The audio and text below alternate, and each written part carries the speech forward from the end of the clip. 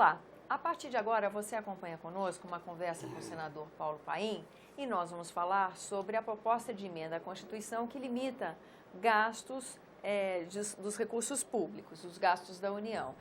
Para discutir o assunto, houve uma sessão conjunta Comissão de Assuntos Econômicos do Senado Federal com a Constituição e Justiça. As duas comissões se reuniram, realizaram audiência pública, dando uma oportunidade aos senadores de esclarecer prós e contras da medida.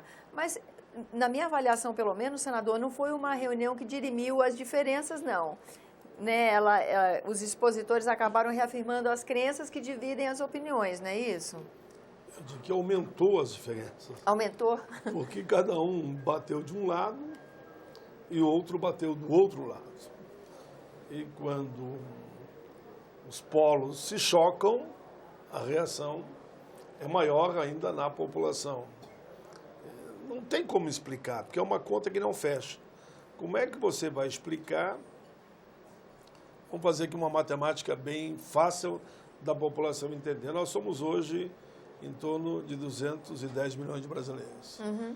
Daqui a 20 anos, seremos o quê? 230 milhões? Há quem chega a dizer que, pela expectativa de vida, seremos 240 milhões. Como é que você vai me provar que o orçamento de hoje, que não atende, e não atende, olha como é que é a questão da segurança, olha como é que é a questão da saúde, olha como é que é a educação. Se o orçamento de hoje não atende, calcule esse orçamento congelado, aplicado o mesmo orçamento daqui a 20 anos. Não tem como. É inexplicável. Nós não vamos investir em tecnologia, nós não vamos investir na chamada modernidade, vamos deixar tudo congelado. Porque o que está aí hoje, como me disseram, por exemplo, uma audiência que eu tive, com os motoristas de ambulância, mas é um exemplo típico. A morte nas ambulâncias, sucateadas, quebradas, não tem equipamento decente dentro das ambulâncias para socorrer as pessoas, as ambulâncias espedaçadas, os postos de saúde, toda uma anarquia, que todo mundo está vendo em todo o Brasil todo dia, as pessoas no corredor morrendo na porta. E se não investir mais nada, vai ficar assim, com a população aumentando? É isso que não tem como chegar num acordo e por isso que é chamada a PEC da morte, a PEC do fim do mundo.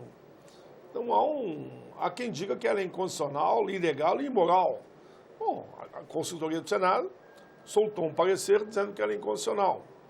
Já o ministro Supremo deu um parecer, embora provisório, porque quer dizer o pleno, dizendo que ela é legal.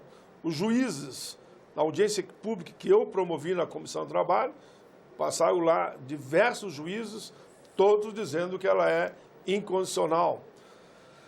A OAB se posicionou contra, CNBB contra, sindicatos contra, federações contra, associações contra, estudantes contra, idosos, aposentados, movimento de mulheres, todos contra.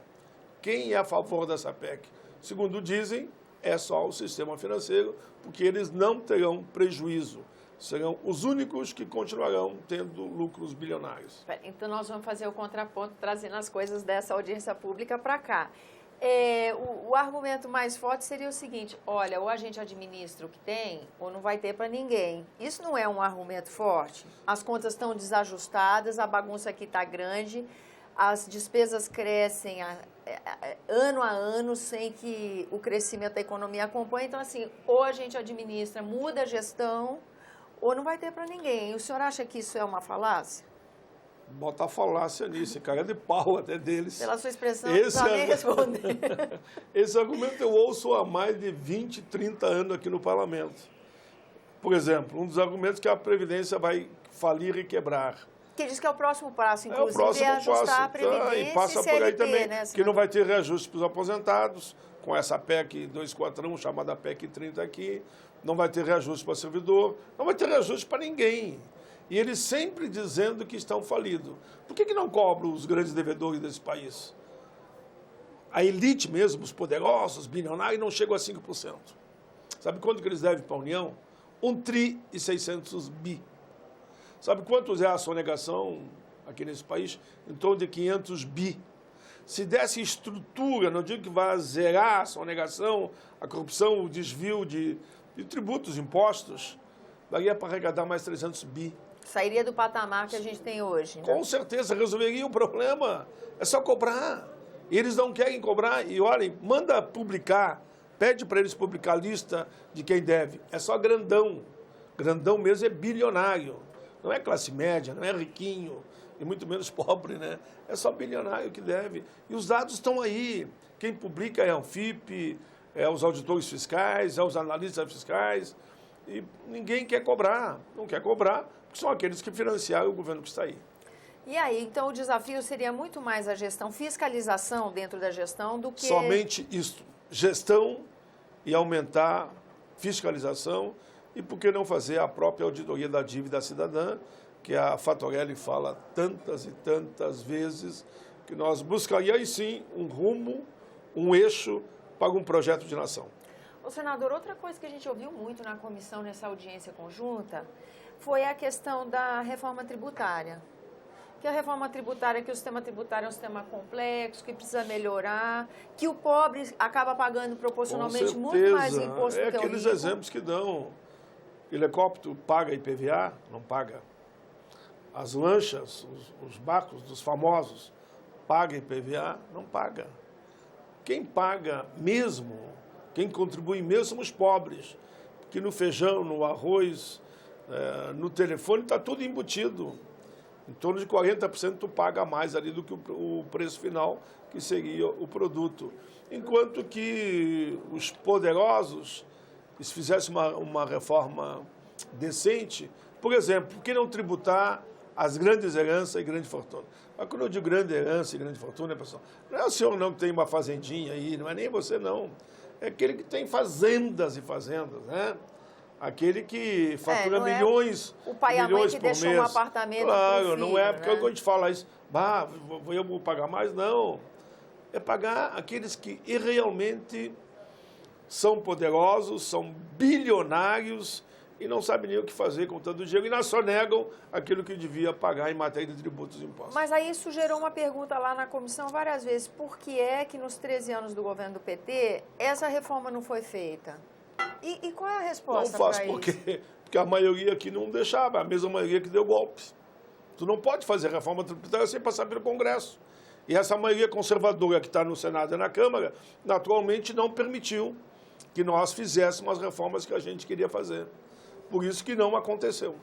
Expectativa para que se possa realmente cuidar da questão da gestão e expectativa de espaço para manobra para que essa proposta de emenda à Constituição possa preservar o que o senhor tem medo que se perca de direitos.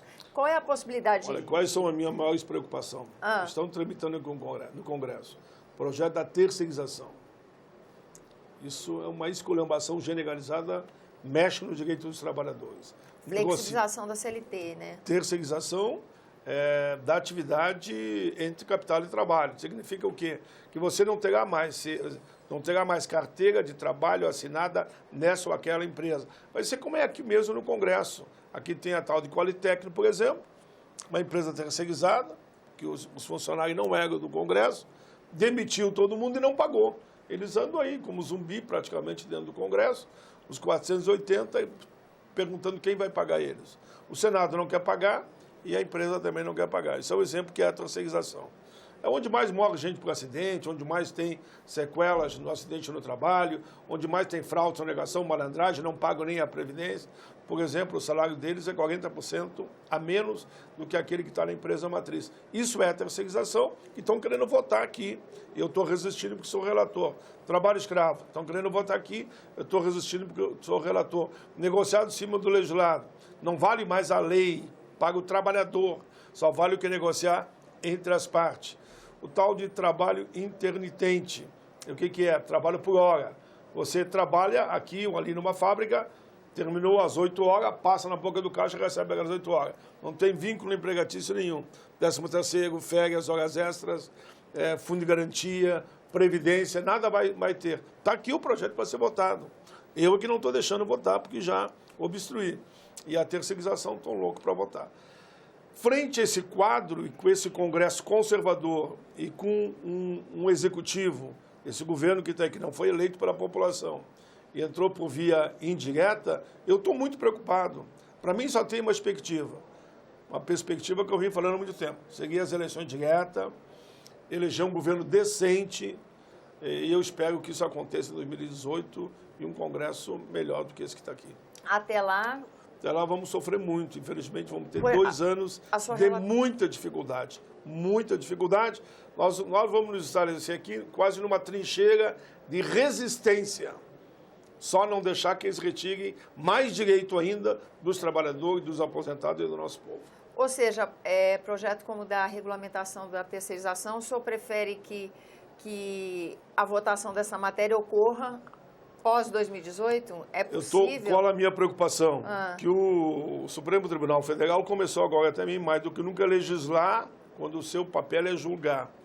E eles estão ameaçando já de legislar, derrubando a súmula do TST, que pelo menos dá um parâmetro mínimo na linha de uma política humanista para as pessoas terceirizadas.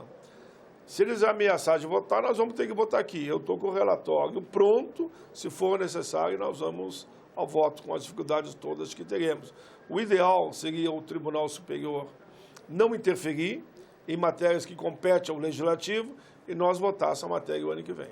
Senador, muito grata pela sua presença aqui no nosso programa e eu agradeço também a você que nos acompanha.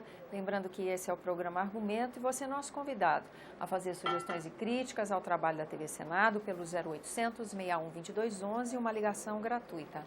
E se você quiser rever esse ou outro dos nossos programas, aí use o endereço eletrônico senado.leg.br/TV. Até a próxima.